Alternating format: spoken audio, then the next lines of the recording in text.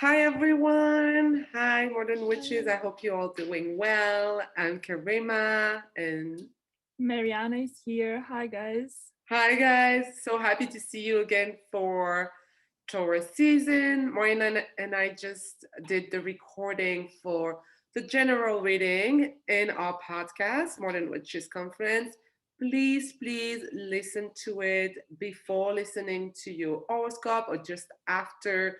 It's going to be a very good guideline for you. We're going way more in depth in all the aspects and ingresses and energy of the season, and you can apply it easier for you. Apply it, I will say, how do you say it? More easier, easier Yeah, and for your son, and it's just giving you a better understanding. for sure. Yeah, and I think we had such a lovely chat there with Yeah. Karima. Yeah. So I think you guys will enjoy it and it will give you more like full view of the month of the Yeah. season. Yeah. So, right now we're going to go to your horoscope so you can listen to your sun sign, your moon sign, or your ascendant.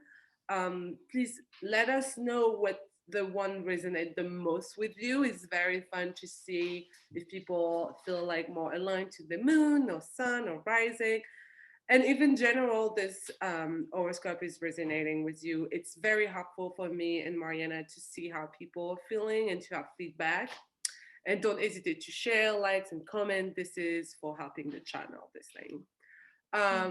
Also, we're going to pull one card, one tarot card, because we love doing tarot, Mariana and I. And so after our horoscope, usually we pull one card and we're going to pull a card from the Modern Witch. We thought it was very potent from Lisa Sterle. And so just at the end of the horoscope, usually we pull one card for the energy. So it's Yeah. going to be very fun. So Awesome. I And think if that's you it. That's guys, everything. yeah, if you guys have any questions, our information and contact details are in the description video, in the Hmm. below the video. Yeah. So feel free to reach out and Yeah. And communicate. if you want Yeah. to be more involved with Modern Witches Conference, feel free to sign up to our Patreon, to support us, to chat with us, to sign up to our Instagram. I'm going to put all the link below for you. Thank you, guys. Okay, let's get to your reading. Hi, Libra, Sun, Hello. Ascendant, Moon. Thank you so much for joining us.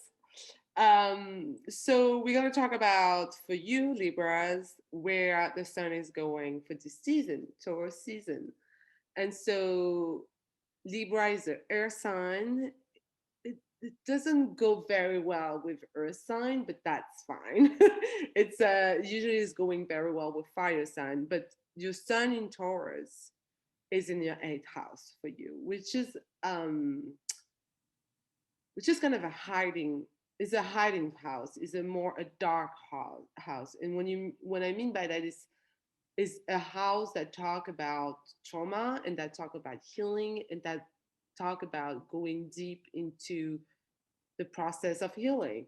Is also have different things, but let's just touch base with that one, because you had Uranus transiting in that part of your chart.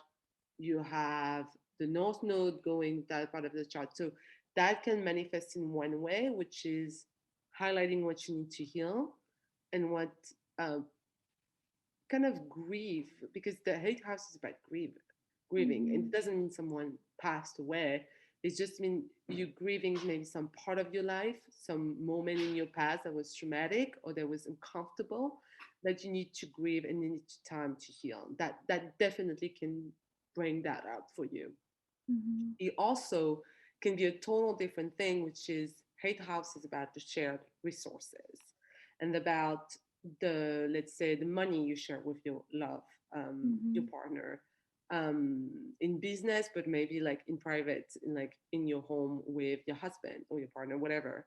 But it's very shared resources. It's money, financial, investment, is everything related to what you invest and what you the resources that you share. It can be also houses that you share with a partner. Is bringing the light on those part, like a side of an income, basically. Yeah. And that can mean that a lot of things have been moving since Uranus is in it, or there is a hunger Mm-hmm. to invest your money. There's an anger to create partnerships, and an anger to growth in abundance and wealth, which is great, a great time to do it. But it can be also very disturbing because we have Uranus here. And Uranus doesn't tell us if it's going to go the right way or the wrong way. It can bring opportunity, or it can bring like very failing stock in the next day. Uranus have a spirit that is like a very revolutionary spirit, and it's like doesn't give us, if it's not a beneficial, it's up, we call it the, how we call it, the up, sorry, I'm missing on the word, Upheaval. upheaval. Yeah, it's unexpected to say the least. It's unexpected. So like it's very hard to move your movement. It's like a you betting. You bet and you gain or you lose. It's basically that type of vibe. And so you need to make decision. And with everything that is happening in your sixth house, which is we have Mars, Venus, Jupiter, Neptune, and the sixth house is about a lot of your work habit, your job, your daily routine in your work, your schedule. It's very important that you get those things right, but in your work, that those investments may be related to your work, because this Taurus and Pisces are sextiling, they by sign, and they're making an harmonious aspect, they're like embracing each other. So that is possible that you find through your work investment, and that you've been very excited about stuff where you can grow and where you can partner at work, Mm-hmm. like with your coworker, partner on a new project, new business, whatever it is. There's a kind of a very high flow and air and wind towards something like this. That definitely can happen. That was also about your health. Like we said, the eighth house is about healing, but it can be very much into your physical body, because sixth house is about health.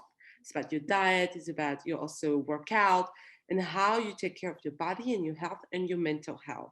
And with the eighth house, there is maybe some things that you start that are good for your body, that are good for your spirit. It can be a cure of like not touching social media for for months, or like being gluten free from, and whatever you decide, or it can be something that you've been going through and is a time that you find healing or solution around it. For sure. Yeah. Yeah, I think the sixth house, and with so many beautiful energies in your sixth house, and Mars being in sixth house specifically, it is about adding some activity into your routine. An activity in the form, like we always say, dance or something like that, yoga, meditate, like something that walking, even like just walking in nature, something like that, to be a very prominent part of your daily routine, would help you a lot in that transformation through the Sun and Taurus and Uranus and Taurus. Because Jupiter expands, so it expands that the healing through taking care of your physical body, like how we call it, meat Yeah, suit. and there is some question when you have so much planet in Pisces in the sixth house, Mm-hmm. you get the opportunity to very be in touch with your body and your work, and very be in touch of how do you want that your daily life in work looks like. What do you want to create, the space you want to create in your schedule, in your routine, Mm-hmm. to feel like kind of a flow coming over you and not forcing anything. Yeah. There's kind of this beauty with Venus and Jupiter conjuncting that's bringing you opportunity, yes, in work, definitely. Probably, yeah, definitely. It's good that you brought it up, because every Libra I know is starting a new job. Libra rising, I mean. I'm not kidding. In the last 2 Funny. weeks, I've spoken to 3 or 4 Libra rising people, and they're all like starting new jobs that they're super excited about. It's great. I love Because it. your ruler is in your house of work. Your ruler Or, is Venus, and yeah. Venus is the start of the show for you. So following Yeah. Venus, especially April 13, and having her in your sixth house, very bring you benefits in terms of your work, your job for Mm, sure. for Also in sure. your health and what you want to do with your body, how you want to feel. So there's some question in Pisces is very about flow and emotion, and how do you feel in the body? Does a workout feel good? Does this job feel good? There's a Mhm. big turn on like, and with Neptune about your dream. Is it very aligned with you and your dream? Is it aligned with Pisces? Use it. Is your intuition. Like if you don't feel Mhm. good in your body, if you feel that when we talk about a project or work or anything, your body is very shrinking, listen to it. That's when you don't want For it. sure. Or you have Yeah, I love a that. doubt, or Mhm. you feel like you have a disgustment with feeling, and it's like rejecting. Trust that. That's mean that it's not for you. There's a Yeah. very higher guidance in it, in this part of this chart that Yeah. is very beneficial to follow. Yeah, so basically your job, your routine, if it takes energy from you, because in Pisces, energy can be diffused. It kind of like slips through the cracks sometimes, you know? And Mhm. Mars being there, it's just like if something it doesn't feel like it's enriching you in some way, it might not be the thing. And also with Venus and Jupiter in your seventh house, there's such a like real grand expansion in your career of in your this sector of relationships, specifically marriage. Again, two of the Libra risings that I know in my life, one already got married and the other one is getting married, like scheduled as Venus and Jupiter is in the seventh house, you know, and it's like, and that expansion in the part of your chart that has to do with building maybe your work, you start new work and you start building new relationship with your co-workers there, that is Yeah. also a part of this dynamic. Yeah, and yeah, and like in the beginning, Karima, you were saying about the new moon in Taurus eclipse in your eighth house. So here, something shared, like resources shared with your partner, you start a new chapter in your partnerships here, you know, because there's a new beginning in your seventh house, and then there's a new beginning in your eighth house. So it right away tells us that there's a new beginning connected to your relationships and to your shit. Maybe you move in together and you get something together. You buy a house or you Mhm. do something like that. So Yep. yeah. And when I put up a card for you, which is very kind of like um very fiery card, which is the Knight of Wand, Mm. and is the Mhm. adventurer, the person who's go forward, who's very to start the journey, or is very to Yeah. say yes to life and take on project, and we're full of like energy. And so for me it's a yes. Whatever you're waiting for, whatever you're pursuing, Yeah. is a very yes, go for it. Feel it and go into the journey, Mm-hmm. because that's very beneficial. They can be a sharing business that you want to do, a wedding that you want to engage, a new relationship, whatever it is. There's a yes here, definitely. I like that card. Yeah, so I guess Yeah. that's it for Libra. That's Sun, it that's for the Libras. moon. Yeah. Libras have like after like a long time of really challenging stuff with cardinal stuff, we have Saturn in harmonious energies. We're gonna have like we just have more harmonious energy for just in general cardinal Yeah, they've people. been dealing with Pluto for so long. So Yeah, yeah. just another year and a half, people. Yeah. Yeah. But thank you, Libras. We love you. Thank you so much. We give you many kisses. Happy season. And don't hesitate to comment, likes, tell us what you feel, Subscribe. if it resonate or not. Thank you, guys. Good luck. Thank you. Bye.